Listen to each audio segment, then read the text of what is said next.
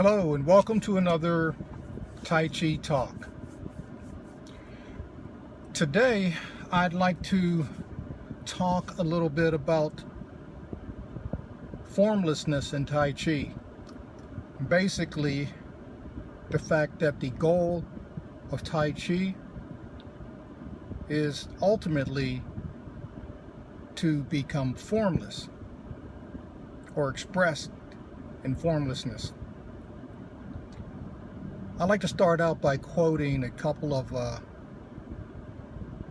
Tai Chi masters that most of you are probably familiar with. One is Master TCT Diang, who was the student, I believe, top student of Master Chen Manqing. It is attributed to Master Diang as saying, after you learn something, you must gradually change it to your own way. Blind followers are dead.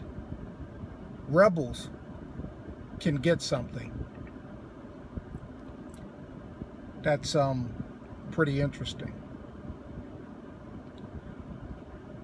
Another master that I'm sure most of you are familiar with, Master Jindo,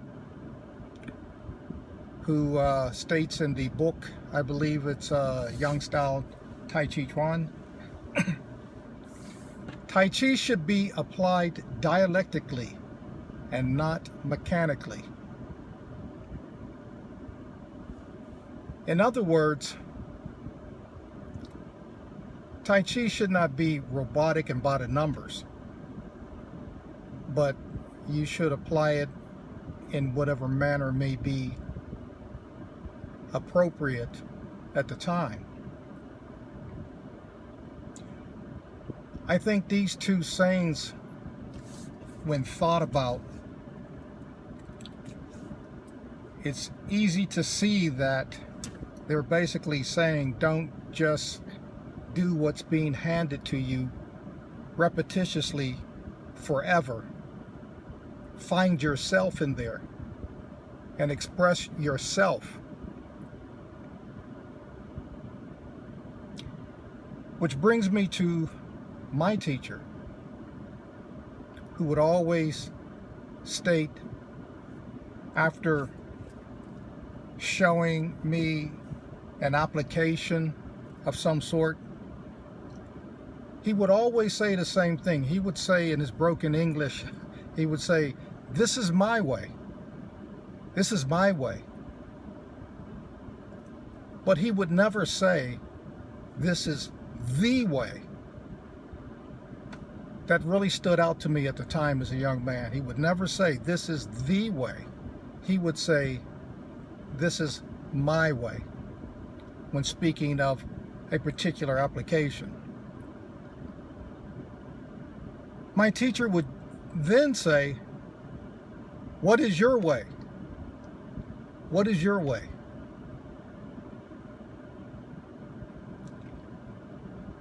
And I would go home and I would train and I would practice his way, trying to learn as much as I could from what he did and why he did it that way. After quite a bit of time would pass, I would think about what he said. What is my way? What expression of this concept comes out of me that fits me, and I'm not just copying someone else?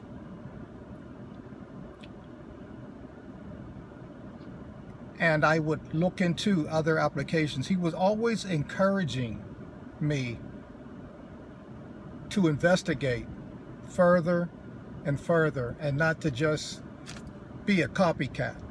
That's not the way, according to my teacher, and apparently according to many other masters.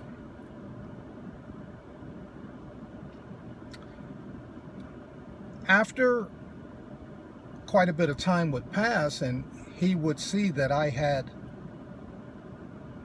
some concepts and expressions of my own when doing things, he would then ask me, how many ways do I have?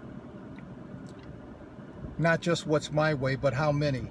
And he would often say it with a grin that I wasn't really sure what that meant at the time. But as time went on, I began to understand more and more. He gradually led me to see that ultimately there is no way of application. There is no way.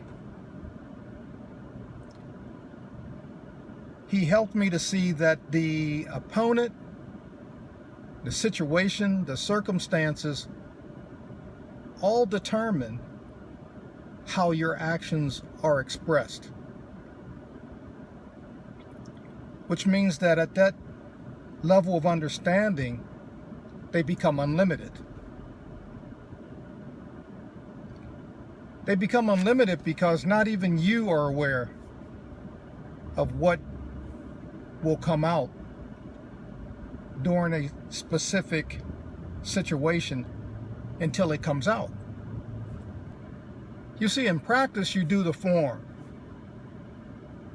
You do the form to consistently train the basics, your foundation, to constantly polish your basics over and over and over.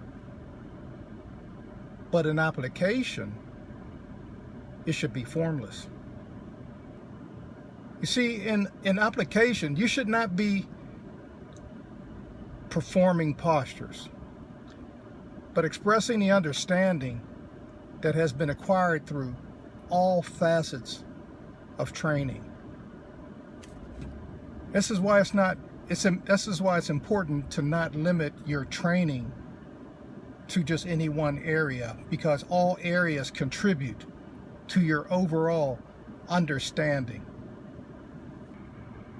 You see, in Tai Chi, the movements are not what's really important. What's important are the concepts and the principles. The movements are a way to get there. They are a way to understand the energies, the concepts, the principles.